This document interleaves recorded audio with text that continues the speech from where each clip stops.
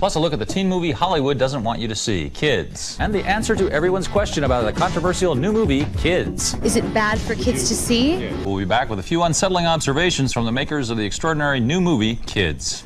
Photographer Larry Clark made an unusual name for himself in the early 60s with his startling photographs of drug and gun-loving young people in a handbasket to hell.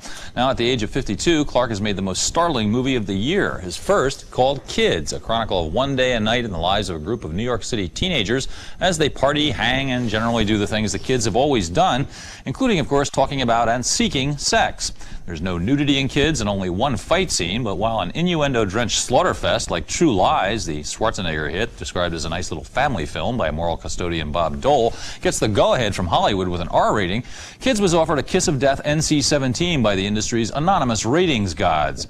But Clark and his producers and screenwriter Harmony Korine, the New York skateboarding kid who wrote the script when he was 19, turned that offer down and have sent the movie out unrated, which means, depending on the mores of the town where it plays, that the film's prime audience, kids themselves, may actually get to see it. Here's the story. What is it with these kids today? That's the question asked and answered by Kids, the debut film by celebrated photographer Larry Clark from a script by New York skateboarder Harmony Korine, who was 19 when he wrote it.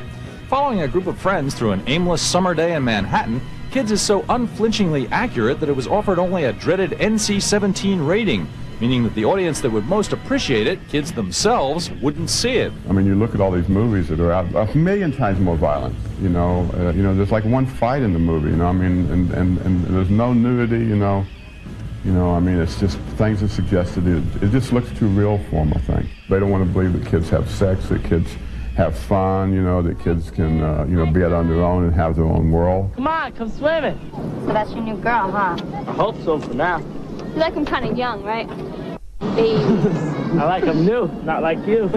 Kids has created a sensation wherever it's been shown. At the Cannes Film Festival, for instance, where Clark and Korine were in attendance. It was the hottest ticket in town. No, it was obvious. You couldn't get a seat, but we got some tickets, right? You know, because we saw made the movie. And we saw this one pregnant lady faint online.